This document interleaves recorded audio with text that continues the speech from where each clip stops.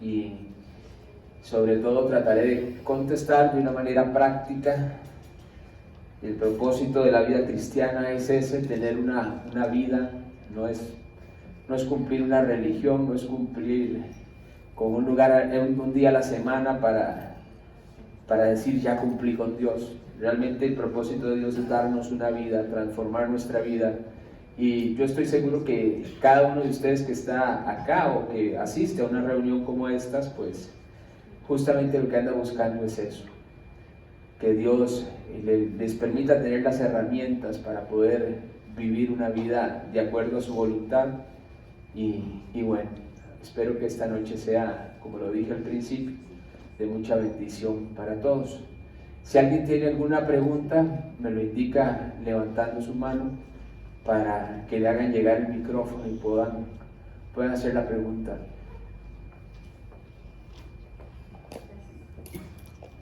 Rudy, ¿Está prendido? ¿No, verdad?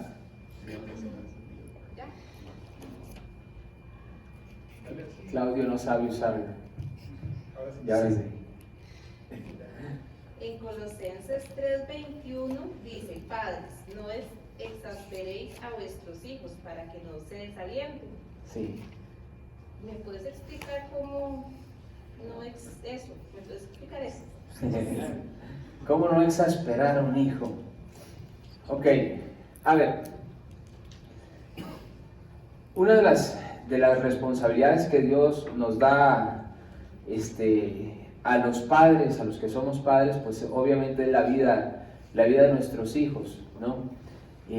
Dios pide que instruyamos a nuestros hijos de acuerdo a la palabra de Dios. Dice un versículo, un proverbio, dice: instruye al hijo en su camino, de acuerdo a la palabra de Dios, ¿no?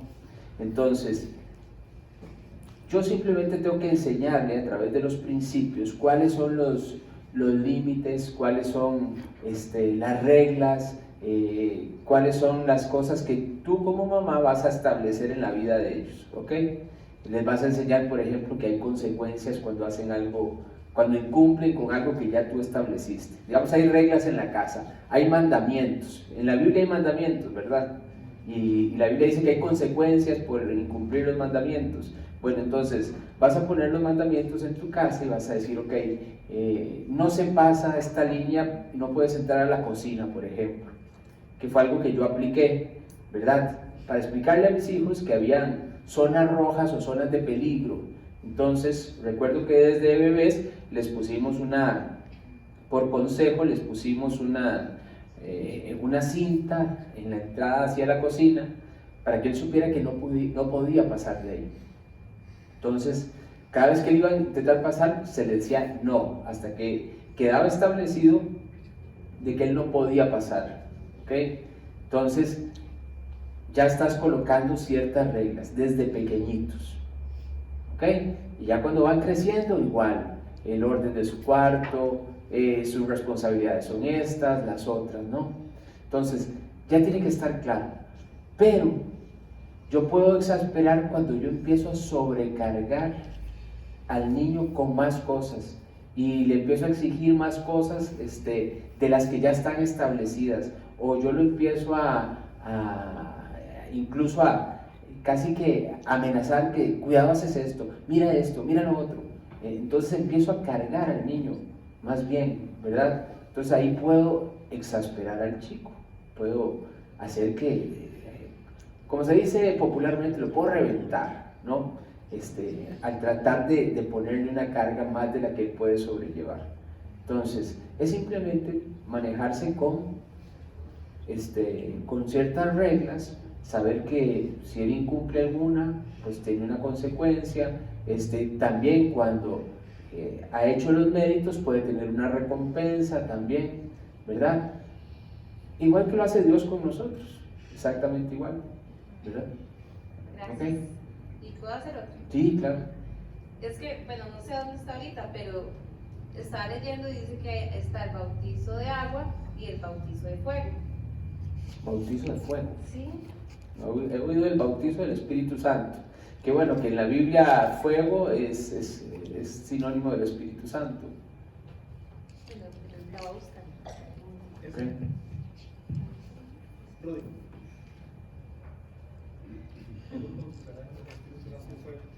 Ahí César.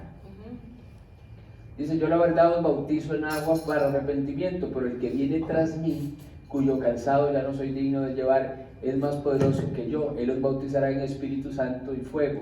Sí, es lo mismo. El Espíritu Santo y el fuego. Si se acuerdan, no fue en esta celda, fue en la otra, que estaba explicando lo del tabernáculo y hablaba del candelero de los 7 picos que estaba en el tabernáculo, que tipificaba las 7 manifestaciones, digámoslo así, del Espíritu de Dios.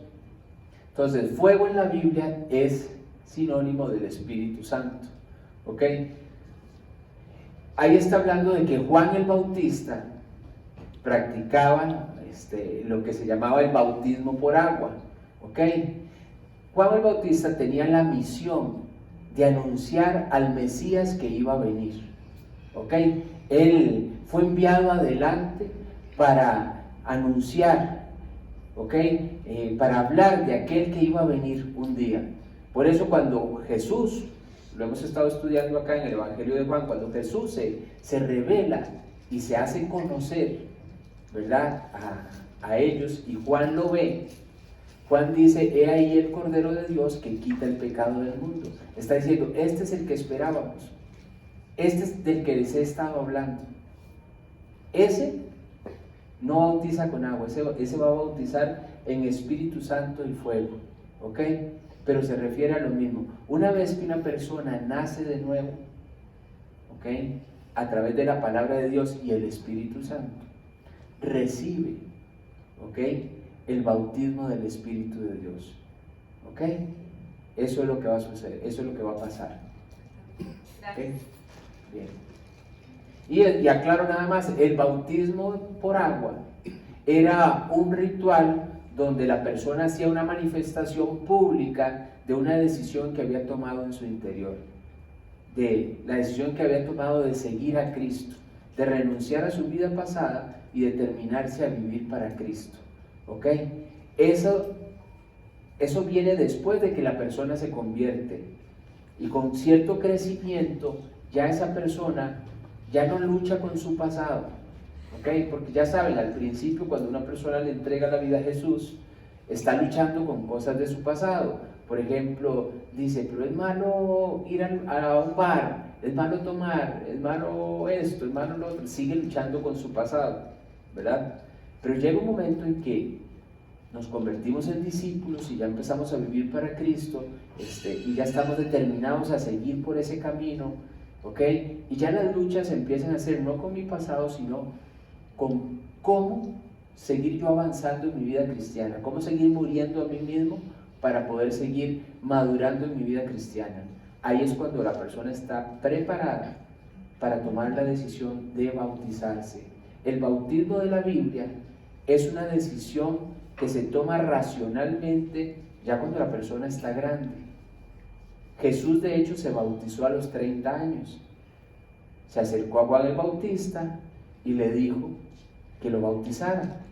Juan el Bautista le dice, pero más bien debería yo pedirte a ti que me bautices tú. Y ahí Jesús le aclara que no, que es necesario que él lo bautice para que se cumpla con toda justicia, porque uno de los requisitos que Jesús tenía que cumplir era el de poder cumplir toda la ley, ¿ok? Él tenía que cumplir con toda la ley, ser obediente en todo, cumplir con todo. Y por supuesto que el bautismo era un requisito, digámoslo así, no es un requisito de salvación, pero era parte de las cosas que él tenía que cumplir para que se cumpliera toda justicia en él. ¿Por qué él tenía que vivir una vida perfecta, justa, una vida limpia? Porque Dios es amor, pero dice la Biblia que Él es fuego consumidor también. Él es un juez justo. Y si Él creó una ley, Él tiene que velar como un juez que esa ley se cumpla. Y quien no haya cumplido la ley, pues tiene una condena, como sucede en cualquier sistema jurídico, ¿no? Si no se cumple la ley, hay un castigo o hay una consecuencia, ¿ok? Por eso te decía la importancia de enseñarle eso a los niños desde pequeños. Y decía, la Biblia dice, instruye al niño en su camino y aun cuando fuere viejo no se apartará de él. Entonces yo desde niño le empiezo a enseñar esos principios, porque así es Dios. Dios, entonces, tiene una ley, quien no cumple esa ley tiene una consecuencia. Y la Biblia dice cuál es, dice, la paga del pecado es muerte. Entonces, como ningún hombre pudo cumplir con esta justicia, y el requisito, uno de los requisitos para salvarse y para entrar al cielo es tener una vida sin pecado, Jesús tiene que cumplir esa vida. Jesús tenía que vivir esa vida obediente que yo no pude, ¿verdad? Dice la Biblia que todo aquello que por la ley de Moisés no pudisteis ser justificados, en él es justificado todo aquel que cree. Porque él vive esa vida limpia, esa vida perfecta. Y una vez que yo invito a Jesús a mi corazón, una de las cosas que él me va a otorgar es esa justicia, esa vida limpia y perfecta. Entonces él tenía que cumplir con todo, por eso él pidió que lo bautizaran, para que, digámoslo así, para poner check a eso, ¿sí? Ok, pero era una manifestación pública de que hacía una persona para decir, yo he decidido creer en Cristo y he decidido seguir a Cristo. Entonces los judíos llegaban y creían en ese Mesías que estaba anunciando Juan el Bautista, se bautizaban ahí en el Jordán, ¿verdad? Y caminaban con sus ropas mojadas por todo el pueblo, y era un testimonio de que esa persona le había entregado su vida a Jesús, que esa persona había creído en el Mesías. ¿Ok? Entonces, ahora nosotros también podemos bautizarnos. No es un requisito de salvación, como les digo, pero es algo que podemos hacer. Y es una decisión que se toma en el corazón, que se toma en lo interior, pero se manifiesta de manera pública. Yo lo hago como una manifestación pública de que he decidido seguir a Cristo y no volver atrás. ¿Ok? Gracias. Bien. Ah, sí. Rudy, en Proverbios 9:10, que estaba leyendo un día de estos, hablaba sobre el temor de Jehová, que dice que es el principio de la sabiduría, Sí. y el conocimiento del Santísimo es la inteligencia. Sí. Entonces eso me hace preguntarme, o sea, como una cosa que después de varios años dije, no, que es tan básico, o sea, ¿cómo es el temor de Jehová? ¿Cómo lo interpreto? ¿Verdad? Sí. Pero también, ¿cómo puedo entonces llegar a tener ese temor para alcanzar sabiduría? ¿Y qué significa el conocimiento del Santísimo? ¿Cómo lo puedo llegar a conocer más? Okay. Bueno, conocemos a Dios a través de su palabra, ¿verdad? En la palabra de Dios está todo lo que yo necesito saber acerca de Dios, cómo relacionarme con Él y qué quiere Él, ¿verdad? ¿Dónde está su voluntad?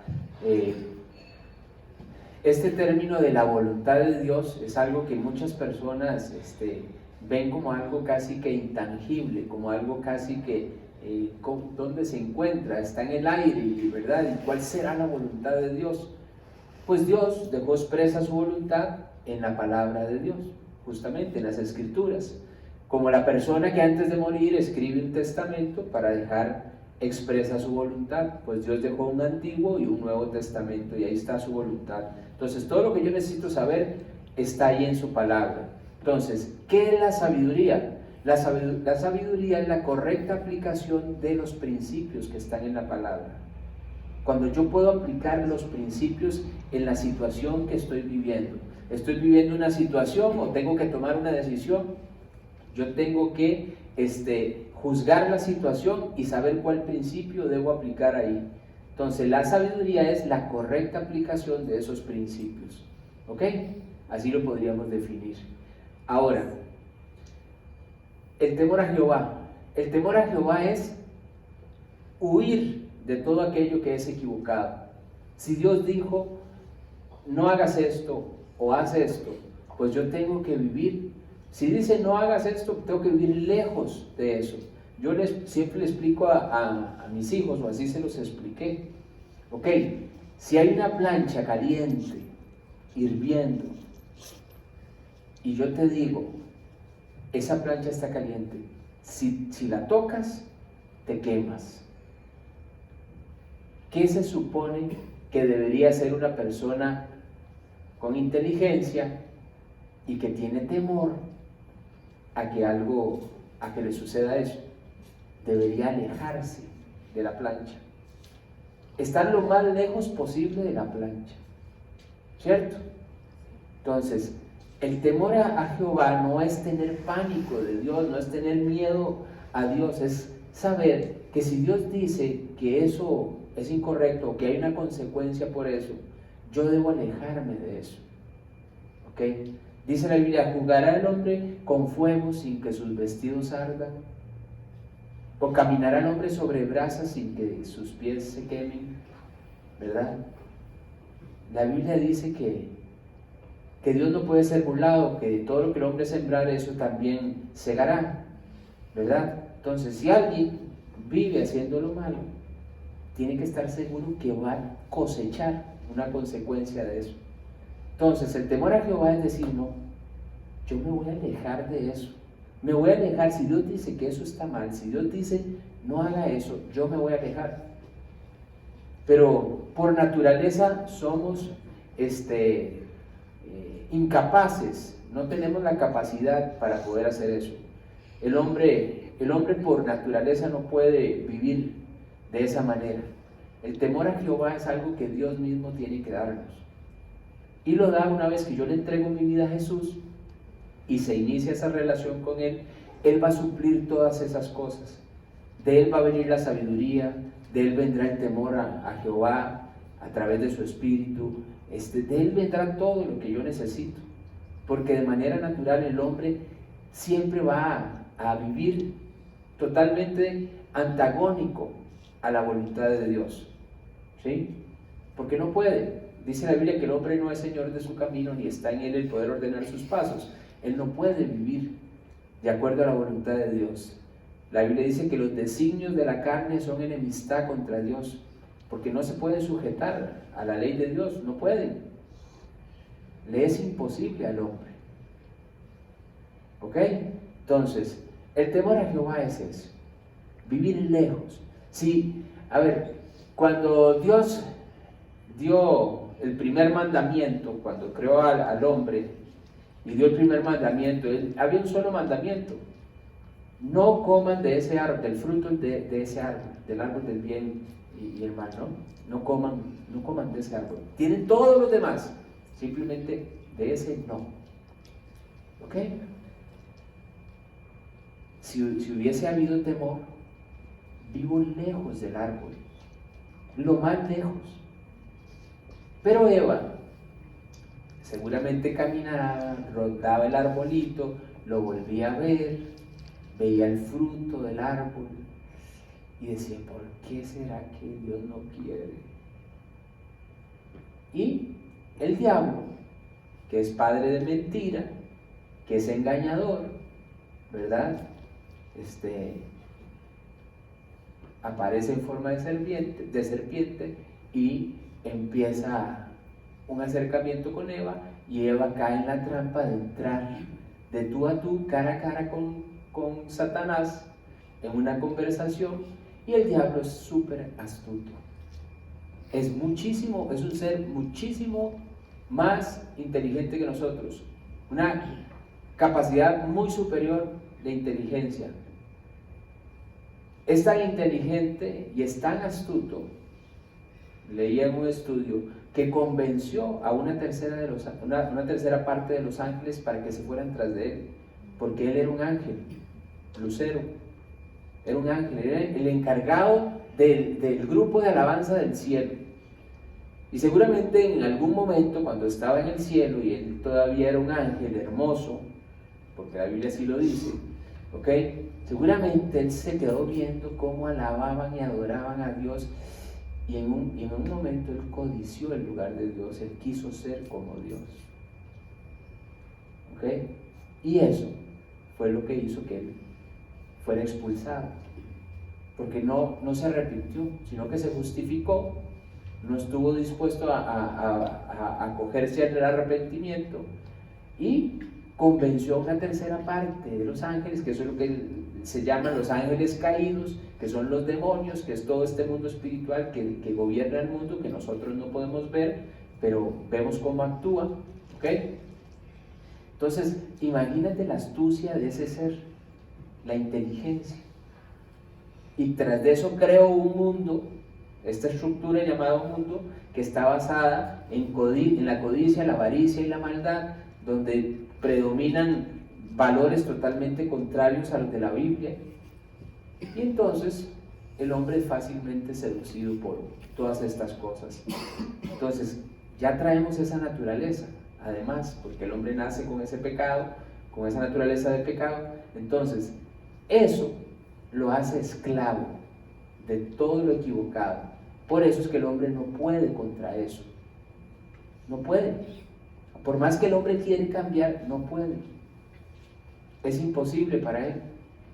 Dice un versículo: ¿moderará el etíope su piel o el leopardo sus manchas? Asimismo, ¿podréis vosotros hacer lo bueno estando habituados a hacer lo malo?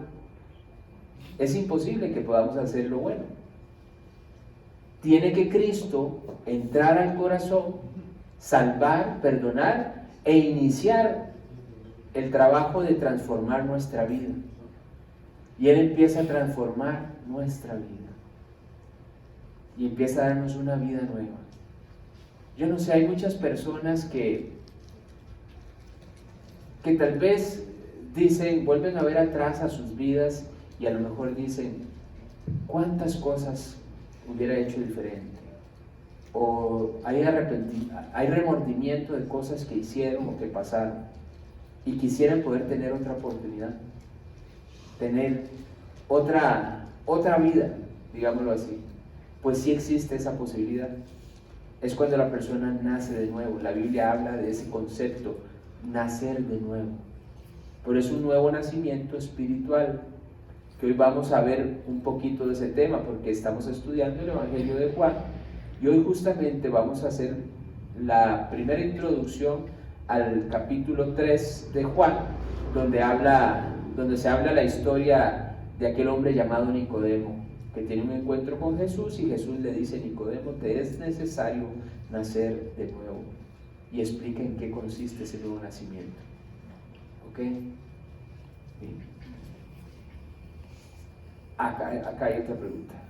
Bueno, aquí hay otra pregunta. ¿No? En esa misma línea, Rudy, yo iba a preguntar. ¿En cuál? Lo que hablé un montón de cosas. No, lo que hablaste de la sabiduría del temor de Jehová, pero la mía era, no sé si es la antítesis de la sabiduría, eso es lo que quería entender precisamente, es la necedad. Correcto. Los proverbios hablan de que no sea necio y que no le con los necios, de que no sea necio, ¿verdad? Entonces, ¿qué es la necedad y cómo se entiende? A ver, la Biblia dice en Proverbios 3:5, si lo podemos poner ahí, dice, vamos a ver, sí, por favor. Dice: fíate de Jehová de todo tu corazón y no te apoyes en tu propia prudencia. Ese es un consejo de Dios. Fíate de Jehová y no te apoyes en tu propia prudencia.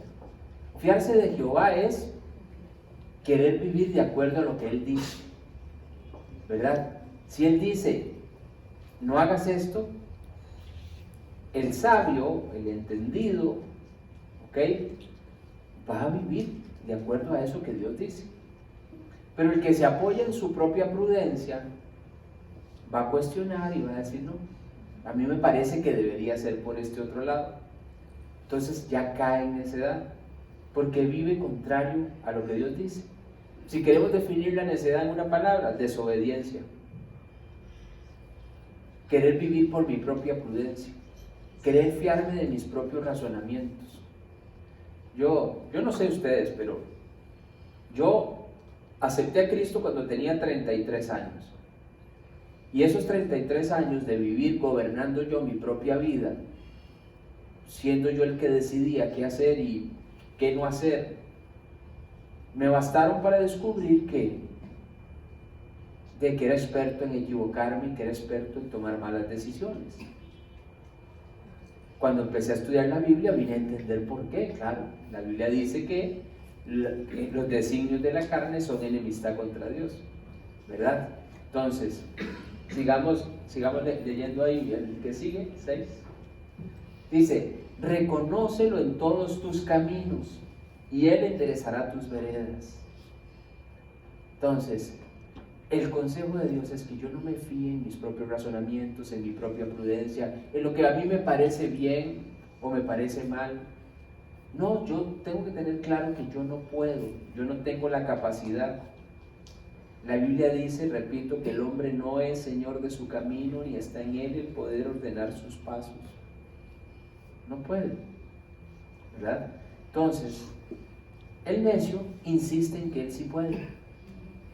Insiste en que no, que Dios no tiene razón. Y cae en la trampa. Repito, vuelvo a la escena 1, que cayó Eva, cuando el diablo le dice, con que Dios te ha dicho que no comáis del árbol. No, lo que pasa es que Dios no quiere que ustedes conozcan el bien y el mal. Él no quiere que sean abiertos vuestros ojos. O sea, les dice ciegos, ¿verdad?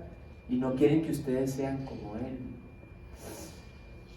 Y entonces el diablo, con su astucia, engaña a Eva. Y Eva desobedece. Cayó en la necedad, en la desobediencia.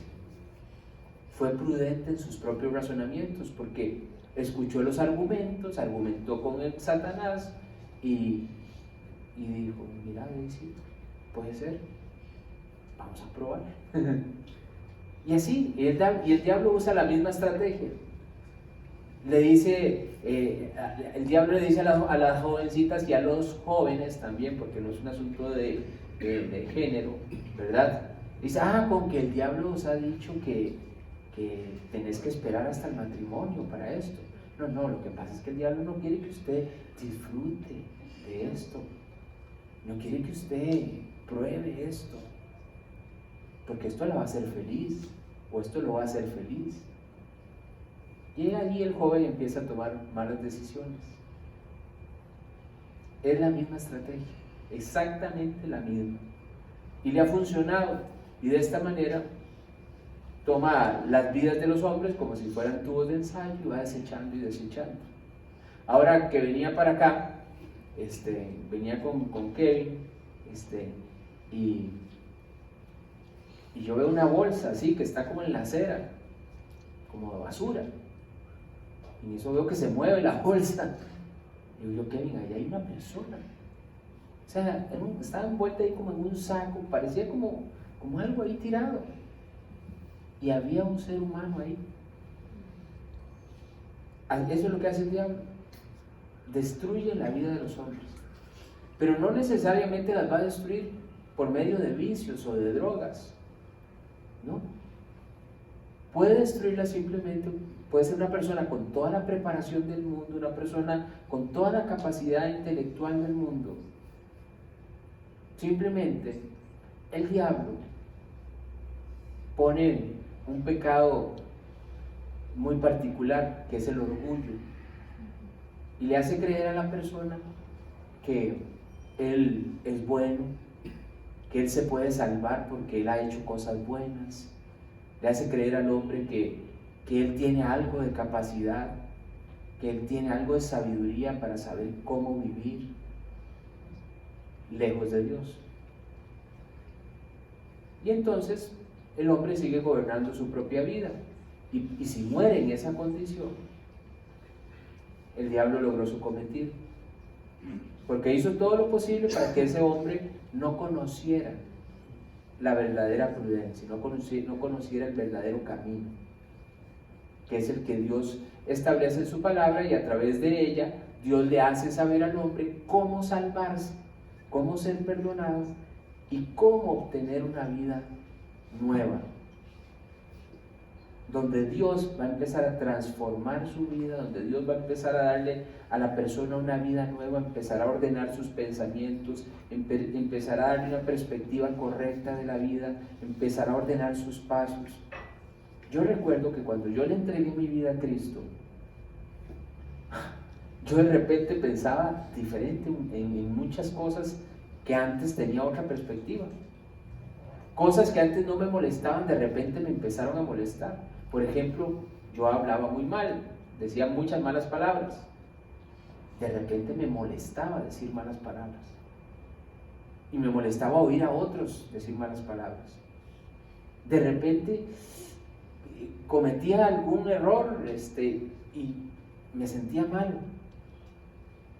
¿Por qué?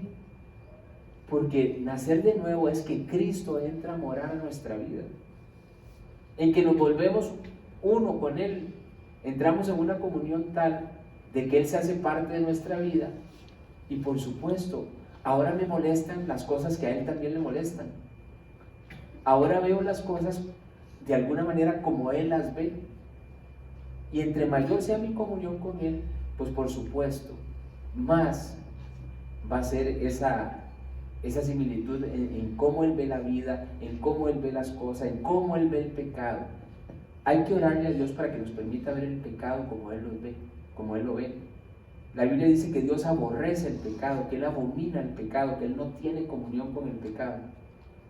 Yo recuerdo que yo, antes de haberle entregado mi vida a Cristo, yo no tenía ningún problema en hablar como fuera, del tema que fuera, en los términos que fuera. Con una mano en la cintura lo hacía, y hacía otras cosas que sabía que podían ser contrarias a lo que Dios decía, y no me importaba. ¿Por qué? Porque a mí me gustaban y yo las quería hacer, y como yo era el que administraba mi vida, no pasaba nada. Pero repito, una vez que le entregas la vida a Cristo, tu vida empieza a cambiar, todo empieza a ser transformado. Él entra, toma por morada nuestro corazón, como lo vamos a ver hoy en parte y lo vamos a recordar en parte del mensaje de hoy. Toma por morada nuestro corazón y empieza a ordenar nuestra vida, empieza a aclarar los pensamientos, empieza a aclarar la visión, empieza a transformarlo todo. Eso es nacer de nuevo. Eso es nacer de nuevo. ¿Ok? Es algo difícil de explicarlo con palabras, es algo que la persona tiene que darse la oportunidad de experimentar. ¿Ok? Sí. En lo otro que estabas diciendo de la rebelión de los ángeles, ¿cómo en un ambiente de perfección en el cielo puede gestarse eso? Entiendo que ya no puede volver a suscitarse porque se le consiguió. Claro, sí, Dios consiguió los cielos y la tierra. Pero ¿cómo pudo gestarse un sentimiento de ese tipo en un ángel? ¿Tenemos alguna información de eso? No, yo no lo recuerdo. No tengo. Y otra, es que hace esto por preguntar. Si, bueno, de las explicaciones que hemos tenido, entiendo que Dios ya tiene noción, conocimiento de todo lo que va a pasar antes de que pasara y que Él lo previó, digamos, de alguna manera así. Pero además no quiere que nadie se pierda, y para eso hizo un plan de salvación, el proyecto que vino a ser Jesús. Pero la pregunta con la que, si me enfrento en algún momento, no sabría responder es, siendo así las cosas, sabiéndolas de previo, ¿por qué decidió hacer un plan para componer lo que se dañó de camino? Sí. Ok. A ver, el concepto de que Dios ya lo conoce todo es porque sí, Él es omnisciente. Omnisciente es que todo lo sabe, ¿verdad? ¿Ok? Lo que tenemos que entender es que Dios ya vio toda esta película, ya la conoce, ya la vio. A Dios no está sujeto a espacio y tiempo. Entonces Dios puede venir en este momento y ver qué está haciendo Adán, a como puede ir al final de esta reunión y ver si alguien se convirtió, si hoy alguien nació de nuevo, o si hoy alguien va a nacer de nuevo. O puede ver qué está pasando en la gran tribulación cuando suceda, o quiénes se fueron en el arrebatamiento. Que todo, Dios no lo mueve espacio y tiempo. Entonces, todo esto ya es una historia que Él vio. ¿Ok? Sin embargo, Él no intercede. Cuando Dios crea al hombre, lo crea con una particularidad, y es que le da al hombre la libertad de poder decidir. ¿Ok? Porque si Dios no le hubiese dado la libertad al hombre de poder decidir, el hombre simplemente sería como la mascota de Dios, que haría y se movería de acuerdo a como Dios dice. Pero, Dios mismo se impone una limitante.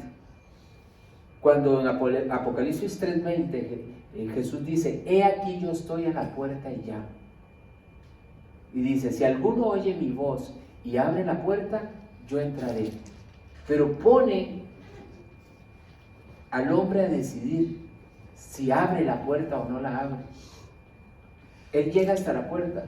Él tiene el poder para irrumpir en el corazón del hombre y salvarlo, perdonarlo y transformarlo, quiera o no quiera. Pero Él tiene una relación donde le da al hombre la oportunidad. Podemos buscar Deuteronomio 30:19, por favor. Gracias. Entonces, le ha dado esa libertad. Entonces, Dios ya conoce la película, pero quien decide es el hombre. Cuando Él dice que Él no quiere que ninguno perezca, sino que todos procedan al arrepentimiento, es que quien lo va a decidir, quién se salva y quién no, es el mismo hombre. El hombre es el que tiene que tomar la decisión de creer o no creer en Cristo. Dios le pone un camino y hay otro camino, pero Dios dice: escoge este camino, este es el camino. Pero el hombre, necio, en su propia prudencia, decide tomar otro camino. Dice acá: a los cielos y a la tierra llamo por testigos hoy contra vosotros, que os he puesto delante la vida y la muerte. Dos caminos, la bendición y la maldición. Y yo me imagino siempre esta parte, yo me imagino a Dios casi que suplicándole al hombre, diciéndole: escoge pues la vida, por favor escoge la vida, para que vivas tú y tu descendencia. Porque la decisión de nosotros, los padres, va a afectar también en gran parte la decisión de los hijos. La Biblia dice que Dios es un Dios celoso que visita la maldad de los padres sobre los hijos hasta la tercera y cuarta generación. Entonces, tu decisión, la decisión de ustedes como padres, va a determinar en gran parte la decisión de tus hijos o de tus hijas. ¿Ok? Pero bueno, volvamos al punto. Dios pone al hombre a decidir cuál es el camino que vas a escoger, pero Dios mismo le dice: escoge la vida. Y Dios hace todo lo posible para que el hombre escoja ese camino. Persigue al hombre, lo busca, insiste, se acerca al hombre, hace que venga a una reunión como estas para que pueda escuchar la verdadera propuesta que Dios tiene para él, para que el hombre pueda entender quién es Jesús, por qué la cruz, por qué Él tuvo que morir, tuvo que resucitar, para qué fue todo eso. Y es para que el hombre entienda cuál es ese camino, el de la vida. Se llama Jesús. Jesús dijo: yo soy el camino y la verdad y la vida. Nadie viene al Padre sino por mí. Ese es el camino. El hombre tiene que tomar la decisión, pero hay libertad. El hombre le da a Dios la libertad, porque si no, no sería una relación. Repito, la única manera en que pueda ser una relación es que haya poder de decisión de la persona. Porque si Dios dice: no, tú te conviertes, quieras o no quieras, y ya entra a tu corazón y salado, ¿verdad? No, le da al hombre la oportunidad e intenta de todas las maneras. Lo intenta a través. Dios usa dos maneras para tratar de que el hombre se arrepienta. Una es la benignidad de Dios, ¿verdad? Esa es una herramienta que Dios usa. Dice: ignorando que su benignidad nos guía al arrepentimiento, ¿verdad? La benignidad es el favor de Dios a una persona que todavía no ha nacido de nuevo, pero Dios la bendice. Dios trae cosas buenas a esa persona, le ha dado salud, le ha dado una familia, un buen trabajo, inteligencia, etc. Para que el hombre llegue a la conclusión y diga: y yo viviendo como yo quiero, y yo viviendo mal, y yo ignorando a Dios, no, tengo que entregarle mi vida a Él. pero casi nadie hace eso. Porque cuando todo está bien y todo sale bien, la persona no dice es Dios, la persona dice estoy súper bien. O dice gracias a Dios, pero no está dispuesto a vivir de acuerdo a como Dios dice, de acuerdo a la voluntad de Dios. Él quiere seguir viviendo igual, solo que recibiendo las bendiciones o la benignidad. Entonces no hay arrepentimiento, porque arrepentimiento es un cambio de dirección. La Biblia dice, hay camino que al hombre le parece derecho, pero su fin es camino de muerte. Ese es el camino del hombre sin Dios, sin Cristo. Cristo interviene, el hombre se arrepiente y el hombre ya no quiere caminar para allá, ahora quiere caminar al lado contrario. Eso es arrepentimiento. ¿Ok? Bien. Pero la decisión siempre será del hombre. Siempre. ¿Te quitaron el micrófono? No, eso me queda, lo entiendo. Claro, la pregunta es si Dios antes de crear al hombre sabía que el hombre se iba a perder. Ok. Y si es así, ¿por qué por amor decidió no crearlo? Ok, voy a eso. Dios, antes de crear al hombre, ya había creado la solución. ¿Ok? Porque dice la Biblia que Cristo es el primogénito de toda creación. ¿Ok? Es como cuando usted empieza a armar un rompecabezas, pero la pieza central de este rompecabezas es Jesús. Y ese rompecabezas se empieza a formar a partir de Jesús. Pum, pum, pum, pum. Entonces Dios crea todo el libreto, digámoslo así, ¿ok? Donde ya Él tiene al Salvador. Empieza a crear todo el libreto para que el hombre ya tenga cómo salvarse, pero va a ser decisión del hombre. Y no todo se pierde. Muchos proceden al arrepentimiento, muchos atienden al llamado de Dios, ¿verdad? Pero todo el plan tiene también el propósito de glorificar a Cristo. Entonces, ahora, el que Él sepa la historia no quiere decir que Él va a intervenir. Él simplemente tiene el previo conocimiento, pero Él no intercede. La historia se sigue desarrollando. ¿Ok? Tu premisa, de alguna manera, es como que yo culpe a Dios y diga, que Dios más macabro, creó al hombre sabiendo que iba a fallar, ¿verdad? Como diciendo, Dios es un Dios injusto, Dios es un Dios que está haciendo esto por divertirse, por frotarse las manos y ver cómo los hombres se queman en el infierno. Por supuesto que ese no es Dios, ese no es su carácter, ¿verdad? Él creó todo por amor al hombre, todo lo hizo pensando en el hombre. El hombre es el objeto del amor de Dios. Es más, vos y todos y cada uno de los que estamos acá no fuimos creados el día que nacimos del vientre de mamá. Dice la Biblia que Dios pensó en nuestra vida desde mucho antes de la fundación del mundo. Ya habíamos nacido en la mente y en el corazón de Dios. Él ya conocía sus vidas, sus caras, cada detalle de sus vidas, Él ya las conocía. Somos producto de su amor. Todo lo hizo pensando en nosotros, la creación, todo. La creación celestial, la creación terrenal, todo lo hizo pensando en nosotros. El plan de Dios fue crear al hombre, hacer toda la creación, luego crear al hombre para que el hombre se enseñoreara de todo, que él pudiera tener una relación con el hombre. Así era la relación de Adán y Eva con Dios. Dios salía y buscaba a Adán en el huerto y había una relación y el hombre tenía todo. Dios había creado todo para que él se enseñoreara de toda la creación, animales, vegetación, todo en favor del hombre. Pero el hombre toma la decisión de romper con Dios. El hombre es el que toma la decisión de tomar otro camino. Pero lo bueno de todo es que ya el Salvador ya existía. Él había sido el primogénito de toda creación. Entonces ya existía ese Salvador. Entonces ahora el propósito de Dios es que todos los hombres procedan al arrepentimiento y se puedan acoger al perdón y a la salvación que Cristo ofrece. ¿ok? Le da esa oportunidad al hombre, simplemente. Yo sigo, te veo ahí metido, perfecto, ¿sí? Pero Dios, créeme, Dios es un Dios justo.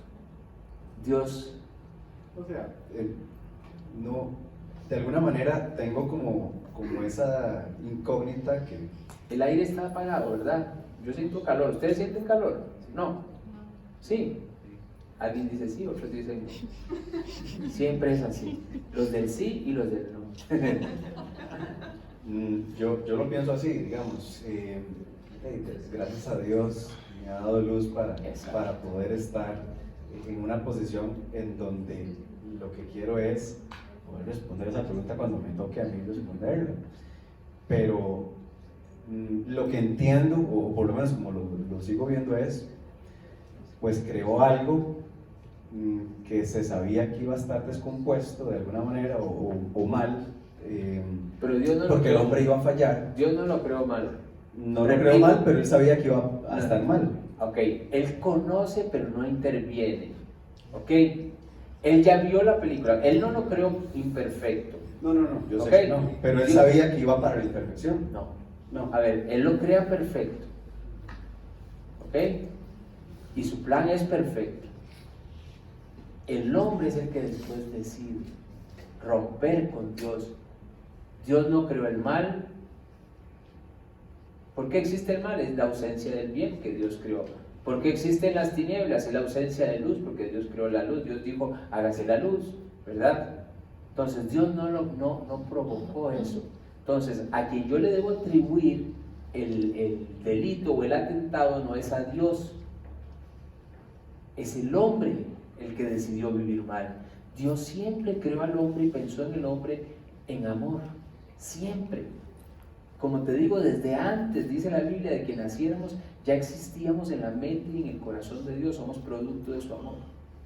¿Ya? Dios conoce la película. Vamos a otro ejemplo. Antes, aquí hay gente de cierta edad, tal vez se va a acordar. Antes, cuando daban los partidos de fútbol, no se hacían en vivo los partidos de fútbol, ¿sí? Muchos eran retransmitidos, ¿verdad? O en diferido, creo que es como se llama eso, ¿no? ¿Ok? Entonces, mucha gente decía, tal vez alguien había ido al estadio, ya sabía que la liga había ganado, y entonces, ¿verdad? Después en la tarde, Canal 7 iba a pasar el partido, digámoslo así, y alguien le decía, no me diga cómo quedó el partido. Yo quiero verlo y quiero disfrutarlo con la misma emoción, así es que no me diga. Él ya tiene el previo conocimiento, pero no puede intervenir, no puede cambiar el marcador, no puede hacer que aquel jugador no cometa aquel penal, no puede hacer que aquel jugador fallara aquel gol, no puede intervenir en eso, aunque él ya tiene el previo conocimiento de lo que pasó. ¿Sí me entiendes? Entonces, yo no le puedo atribuir el delito a Dios. El delito lo cometió el hombre. El hombre fue el que decidió vivir mal, aunque Dios ya conoce la película. Aunque Dios ya vio el partido, Él no puede intervenir para definir quién gana, quién pierde. ¿Ya? Ok. Solo convéncete de que Dios no hace nada injusto. Eso es después de que Dios creó al hombre, ya sabe que todo eso va a pasar, pero previo a eso también lo sabe. Previo a eso no lo sabe. Dios creó al hombre y lo hizo libre. Pero antes de crearlo sabía que el hombre iba a fallar. No lo hizo para que fallara. No, Si esa es yo tu sé- pregunta es no, yo sé que si no, él no lo es el hizo propósito. esperando que fallara, no. Yo sé que no es el propósito, pero sabía que iba a fallar. No lo sé. sabemos. No. Ok, con eso me quedo. Ok, claro. ¿Alguna otra pregunta? Me imagino que no, ¿verdad? Sí. Voy a entrar al